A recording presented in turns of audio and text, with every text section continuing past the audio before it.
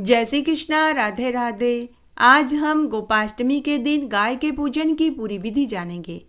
कार्तिक शुक्ल अष्टमी के दिन गोपाष्टमी का व्रत रखा जाता है। इस दिन सुबह गायों की पूजा की जाती है। अगर गाय के साथ बछड़ा मिल जाए तो बहुत अच्छा, और अगर नहीं मिले तो गाय का पूजन अवश्य करें। गाय का पूजन करने और गो घास देकर गाय की चरण रज को मस्तक पर लगाने से 7 जन्मों के पाप धुल जाते हैं। गाय की परिक्रमा करने से कोटि देव देवताओं की परिक्रमा करने जितना अभिष्ट फल मिलता है। गाय माता में कोटि देवी देवताओं का वास होता है। मात्र एक गाय की गोपाष्टमी के दिन पूजा करने से सभी देवी देवताओं का पूजन करने जितना फल मिलता है।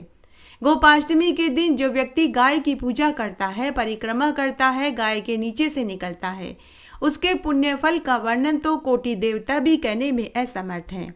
आइए आज हम गोपाष्टमी के दिन गाय के पूजन की पूरी विधि जानते हैं। आज मैं आपके लिए गाय के पूजन की पूरी विधि लेकर आई हूँ। सबसे पहले हम देख लेते हैं कि पूजन सामग्री में क्या क्या होना चाहिए।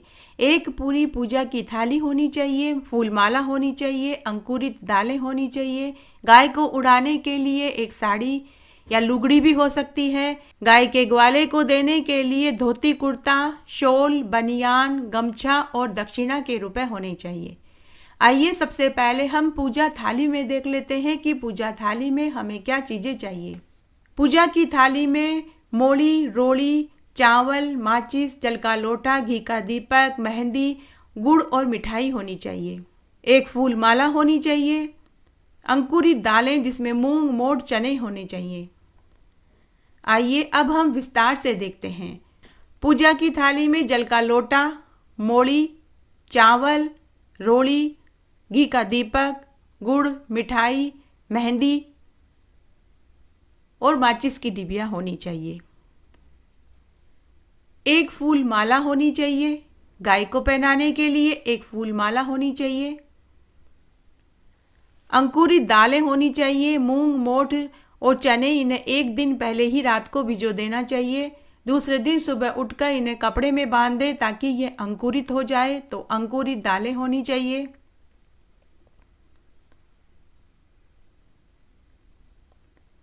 गाय को उड़ाने के लिए एक साड़ी होनी चाहिए। आप चाहें तो लुगड़ी भी ले सकते हैं। ये मैंने एक साड़ी ली है।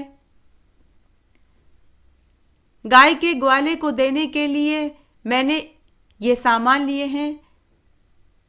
धोती और कुर्ता है, शॉल है, एक बनियान है, टावल है और 50 रुपये दक्षिणा के हैं। ये गाय के ग्वाले को जरूर देवें।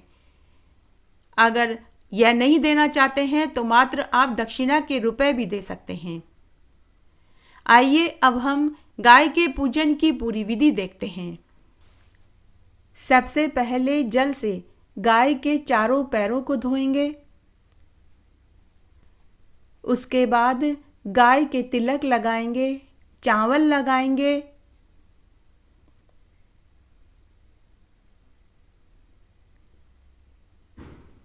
उसके बाद गाय के गले में मोली बांधेंगे।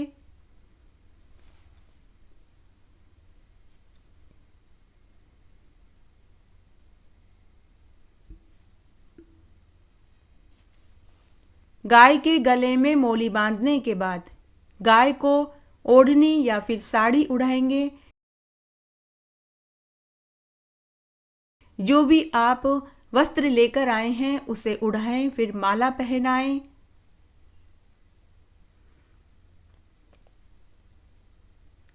उसके बाद गाय के चारों पैरों में मेहंदी लगाएंगे। गाय में कोटि देवी देवताओं का वास होता है। गाय की पूजा करने, तिलक लगाने, मोली बांधने, ओढ़नी उड़ाने, माला पहनाने और मेहंदी लगाने से कोटि देवी देवताओं को मेहंदी लग जाती है। कोटि देवी देवताओं के भी रोली से तिलक लग जाता। मात्र गाय के तिलक लगाने से कोटि देवी देवताओं के भी तिलक लग जाता है। कोटि देवी देवताओं के भी हाथों पाँवों में मेहंदी लग जाती है। उसके बाद गाय की आरती करेंगे।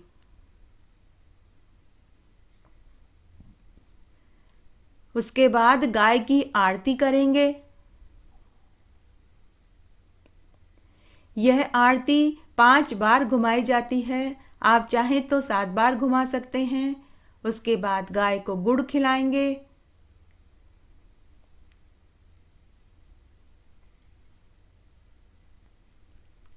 उसके बाद अंकुरित दालें अर्थात जो भी हमने रात को दालें भिगोई थी वह अंकुरित दाल खिलाएंगे, जिसमें मूंग, मोठ और चने हैं। इन्हें हमने रात को ही भिगो दिया था, इससे यह अंकुरित हो गए। तो अब हम अंकुरित दालें खिलाएंगे और बाद में गाय की परिक्रमा लगाएंगे। यह परिक्रमा आप 5 लगाएं या फिर 7 लगाएं।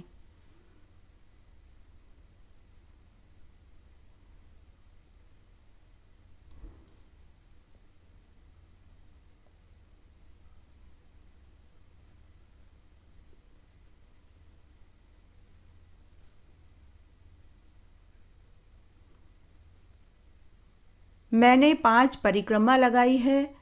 परिक्रमा लगाते समय आप बोलें कि जो लक्ष्मी श्री कृष्ण जी के चरणों में है वह लक्ष्मी गाय होकर मेरी रक्षा करे, और बोले कि हे गौ माता, मुझे रिद्धि दो, सिद्धि दो, मेरे नैवेद्य को ग्रहण करो।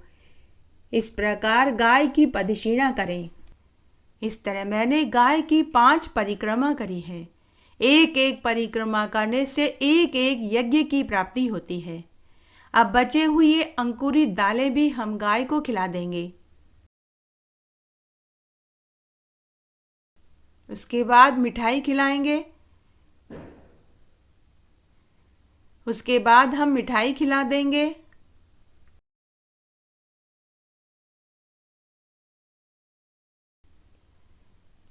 अंत में हम जल छोड़ देंगे। गाय को प्रणाम करके गलती की माफ़ी मांगेंगे कि जो हमसे गलती हो गई, हे माते हमें माफ़ करना।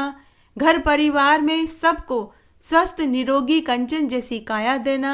सभी निरोगी रहें। मेरा परिवार पुत्र पौत्र धन धान्य से भरा पूरा रहे। हे माते, आप मुझे आशीर्वाद देना, पग पग पर मेरी गवाही देना। मृत्युलोक में मुझे वैतरणी नदी पार कराने में मेरी मदद करना। गाय को नमस्कार करें, गाय के पीछे पीछे चलें। गाय के पूजन से चारों वर्ण लक्ष्मी की प्राप्ति होती है। जो फल 33 करोड़ देवताओं का पूजन करने से मिलता है, वही फल गोपाष्टमी के दिन गाय का पूजन करने से ही मिल जाता है। देव स्थानों और तीर्थ स्थलों में जाकर स्नान करने, दान करने से जो फल मिलता है, वही फल गोपाष्टमी के दिन गाय का पूजन करने से ही मिल जाता है। ब्रह्मांड में पितर देवताओं की प्रदक्षिणा करने से जो फल मिलता है, वही फल गोपाष्टमी के दिन गाय की 5 प्रदक्षिणा करने से ही मिल जाता है। गाय के समान कोई धन नहीं जो तृण खाकर अमृत पेय देती है। उसकी रक्षा करने, पूजा करने से जीवन भर के सारे पाप धुल जाते हैं। आज के दिन ब्राह्मण को गाय का दान करने से सारे कुल का उद्धार हो जाता है। कृष्ण भगवान कहते हैं कि जो गोपाष्टमी को ऐसा करता है वह हमारे स्थान को प्राप्त होता है। जैसा फल गोपाष्टमी का कहा गया है, ऐसा फल तपस्या, वेद पाठ, बड़े बड़े व्रतों से भी प्राप्त नहीं होता।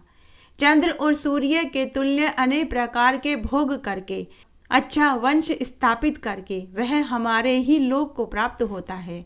जो गोपाष्टमी का उत्सव नहीं करते वे 14 इंद्रों के राज्य तक नरक में वास करते हैं।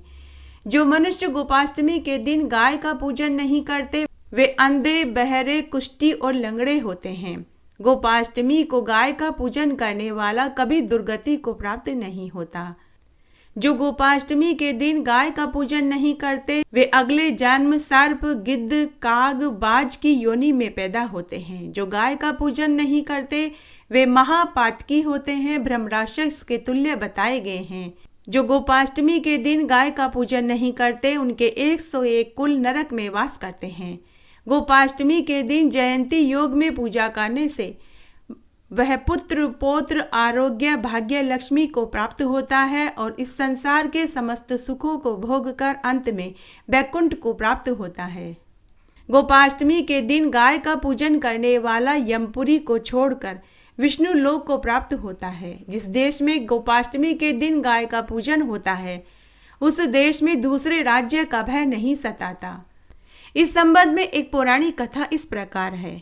जब भगवान कृष्ण ने अपने जीवन के छठे काल में प्रवेश किया था, तब मैया यशोदा से वे बोले कि मैया, अब मैं बड़ा हो गया हूँ तो मैं बछड़े चराने नहीं जाऊँगा, अब मैं गाय चराने जाया करूँगा।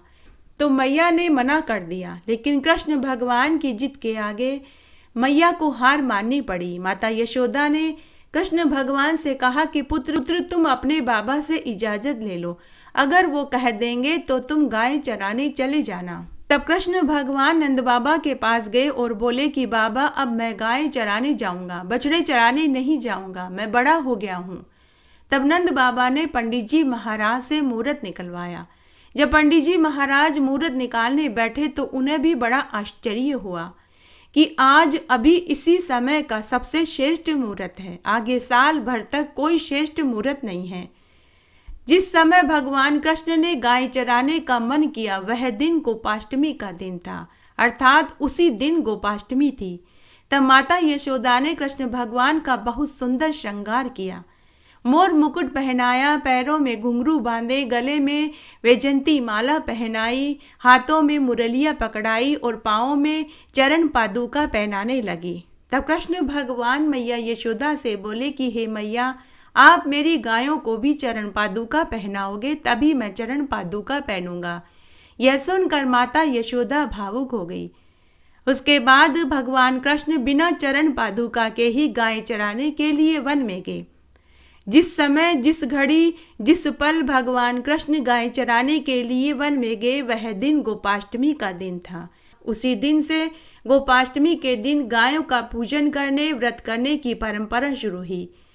गोपाष्टमी के दिन गायों का पूजन करने, व्रत करने से धन चाहने वाले को धन, पुत्र चाहने वाले को पुत्र और कुंवारे लड़के लड़कियों का शीघ्र विवाह होता है और बुजुर्गों को गोलोक का वास मिलता है। इसलिए गोपाष्टमी के दिन गाय का पूजन जरूर करना चाहिए।